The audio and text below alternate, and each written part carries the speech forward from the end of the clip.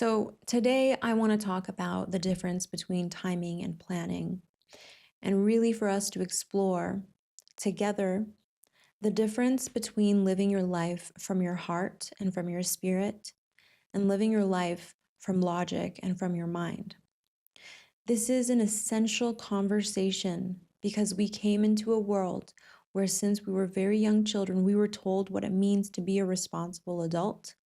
We were told what it means to be a successful adult, a successful human being.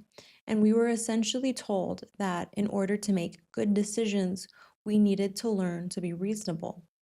That the inclinations of the heart, that the things that excite us, that the flow of our emotions is chaotic and untrustworthy, and that we should choose the things, the big things in our life, depending on what makes sense, analyzing the pros and cons, thinking logically about where we're at, where we want to go, what is required.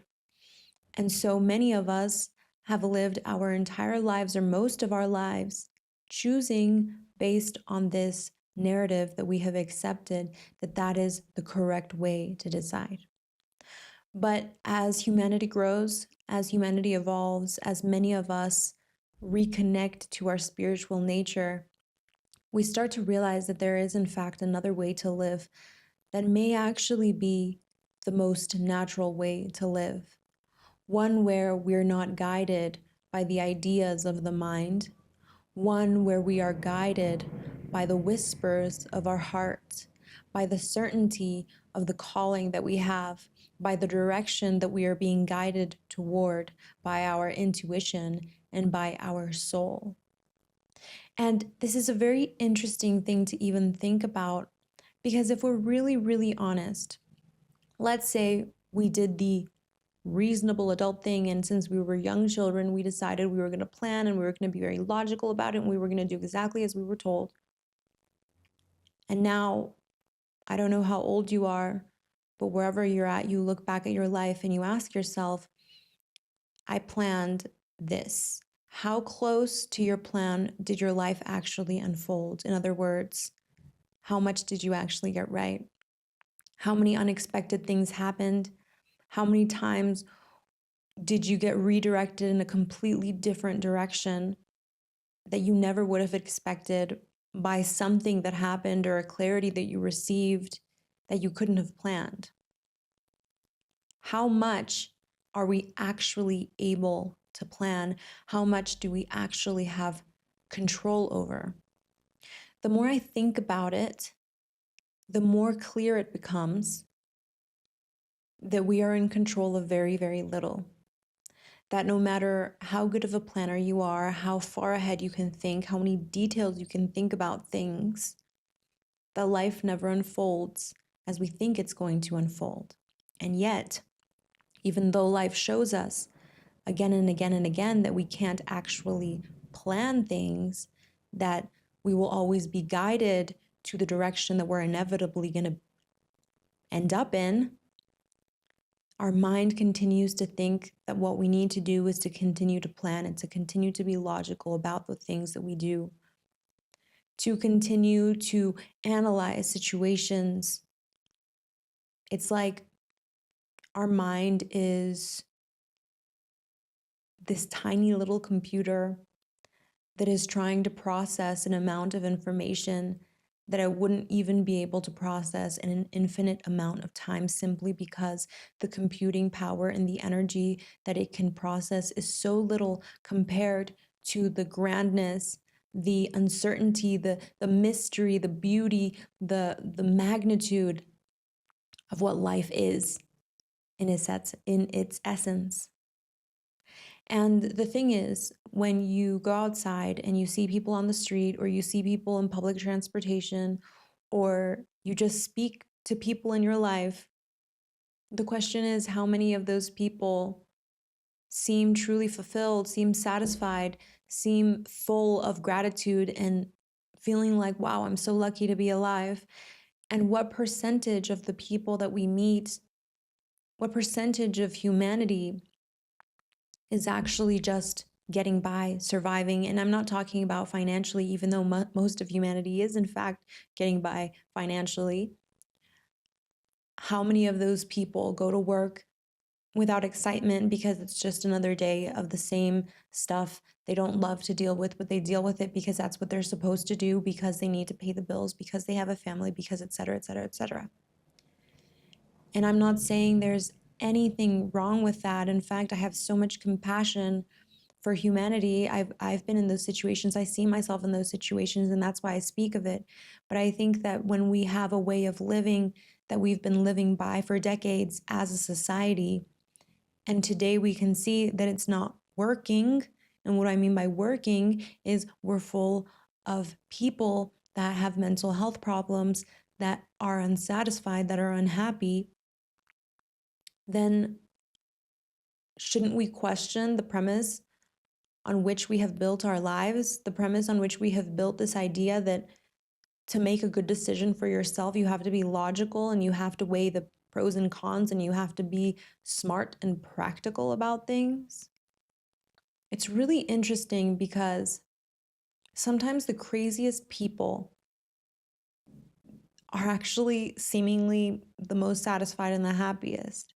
People that have gone beyond these social constructs of what is right and what is wrong and how we should live our life, and have allowed themselves the freedom to listen to their heart, to listen to their calling, to be guided by something else, to be guided by something deeper, to be guided by something that, even though it doesn't make sense, seems to know more than the mind.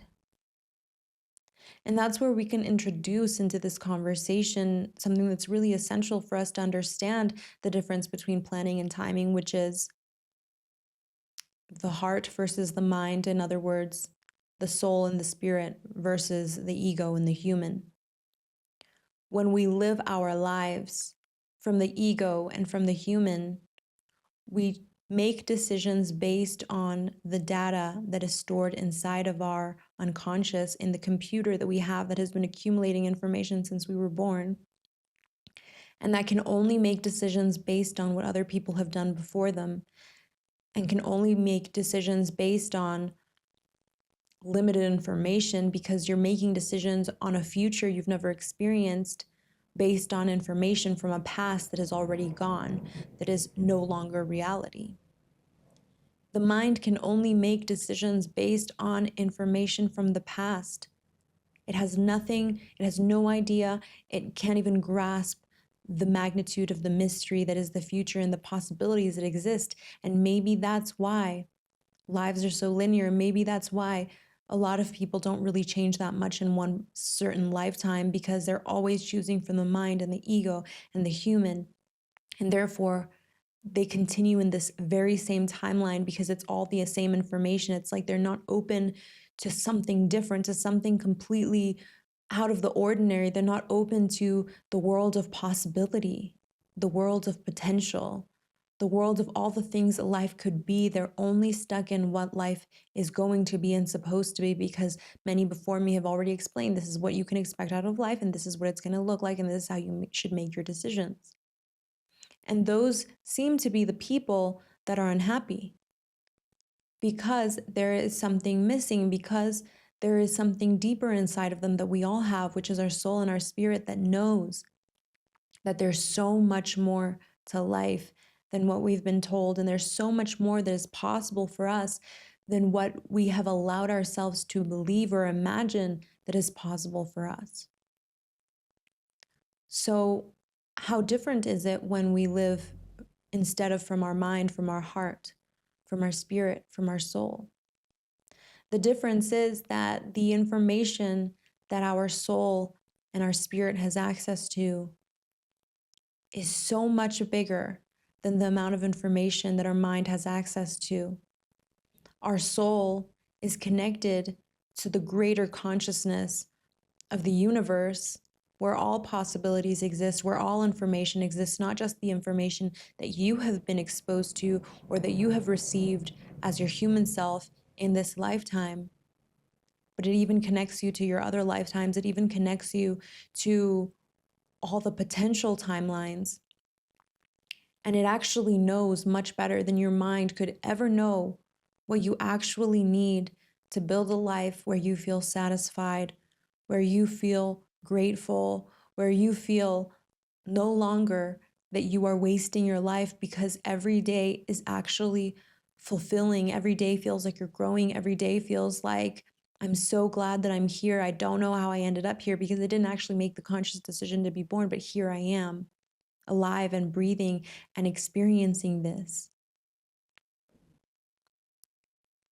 I think I was going to say often, but pretty much every time, actually, the best experiences of our lives are those that we never could have planned, where we meet that person that we never could have imagined existed, that just made us feel a certain way or reminded us a little more of who we are, who we got to have those incredible experiences with doing whatever it is that we did. Those moments where we're offered an opportunity we wanted deeply, we desired deeply, but we didn't actually think was possible for us. And then all of a sudden, something that went way beyond our imagination is offered. And we realize in that moment, wow, that's actually what I want. That's actually what I need. That's actually what I desire. And in that moment, like this new reality opens up to us, this new potential timeline opens up to us. And those moments where just everything comes together, the right people, the right place, the right time, the right moment.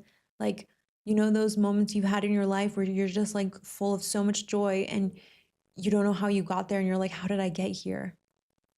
How is this happening? How did everything occur with such perfection so that in this moment I can be feeling this in this place with these people experiencing this? In those moments, we catch a small glimpse of the greatness of life, because in those moments we realize that inevitably there's some intelligence that is greater than us, that knows better than we know consciously what we really need, who we really are, what's actually going to make our life amazing. And so if the best experiences we've ever had are things we never could have planned, if the best experiences we've ever had that have changed us and that have redirected our lives are things we didn't even know to ask for, then why do we continue to try to plan everything in our lives? Why do we continue to feel scared to listen to our intuition because it doesn't make sense in the context of what's logical? I truly believe that this is a part of this new consciousness that as humanity we're moving into, and that some of us have the gift of being able to already feel it and start to experience it in our lives and bring it more into our lives, which is to let go of this idea that, one, we have any control over our lives, but two, that we need to have any control over our lives. I mean, why would we want to control such a beautiful experience from such a small, tiny computer, which is the mind? And so what this really requires is, one, that we understand this, that we actually come to understand that there isn't any point in planning because we never get it right anyway. To understand that the things that we most desire are things that we can't even imagine in this moment. So don't even try. It's like, open yourself to life. And beyond that, it requires the faith and the belief and the trust to let go of the desire to control the direction our life is moving in, realizing that all the energy that we put into trying to control and plan exactly how things need to happen is energy lost, is energy that we could actually be redirecting toward our own creativity, energy that we could be redirecting to simply feeling good, to all the other things. How much energy do we lose focused, hyper focused on what do I need to do next with such intention of precision. It's like, if I don't get it right, then everything will fall apart. So I better make the right decision. What if instead we simply trusted? We trusted because we realized that even if we planned, we weren't going to get it right, but we simply trusted because we realized there was something greater. And maybe to you, that something greater is the universe, it's God, but maybe that something greater is simply the knowing that there's a part of you, your soul, your spirit that lives within you, that is connected to that greater intelligence that is you, and that is always trying to tell you, hey, let's go this way. No, let's go this way. How many times have you not listened to that voice and gone in the other direction? And then when you're in the other direction, you're like, I should have listened to myself because it actually was indeed that other direction, but now I'm going in this direction. And now this bad thing happened, and now I'm suffering, and now I'm dealing with this pain. And I'm grateful that I got here because, in fact, thank you. Now I learned this. But what if I had just listened to myself and taken the faster route, the shorter route, the route of least resistance, as many people talk about? And so this is something that in my personal life, I've been thinking so much about, because I realized that since I was a child, I've used my intelligence and my mind as a tool of protection. And many of us have, where I feel like the better I can plan and the more in the future I can see the things, the safer I'll be, because I can protect myself from potential future threats. But also because if I let go, then what's going to catch me? But the older that I get, the more that I grow, the more that I realize that, as I had said previously, it's just a waste of energy, because the spirit moves within us all the time through its guidance, through the symbols, through the synchronicities, through this calling that is illogical, but that we feel, that's telling you, hey, go in this direction, go to this trip, go to this place, do the thing, take this course, talk to that person, share that thing, create that piece of art.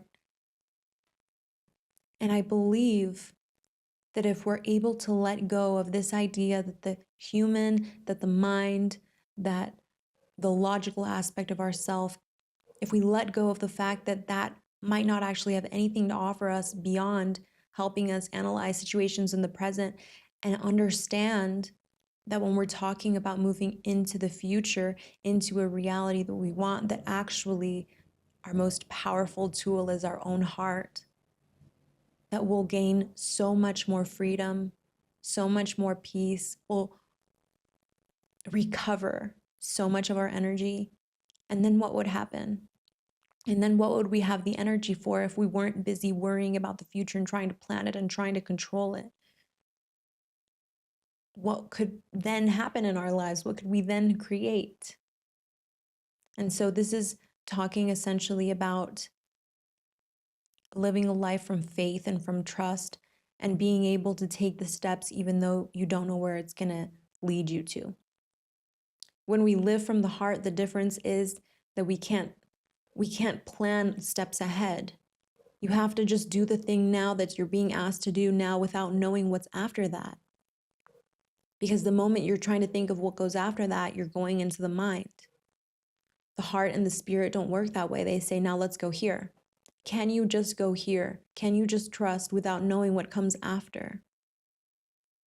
I truly believe that the people that can do that are the people that create the most extraordinary lives. And I'm not talking about success or money or whatever, or one definition of what extraordinary is, but a life where you wake up full of life, a life where you wake up with so much energy, joy, and hope and desire to live and to interact and to connect and to create, versus a life where you wake up and you're like, another day.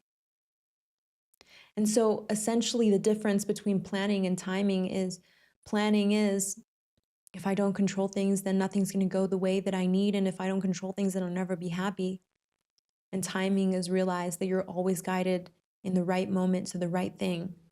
And if you just let go, of this confused idea that you need to plan or know what's going to come next, that maybe life can show you how loved you are by taking you into realities of such beauty that you never could have even imagined.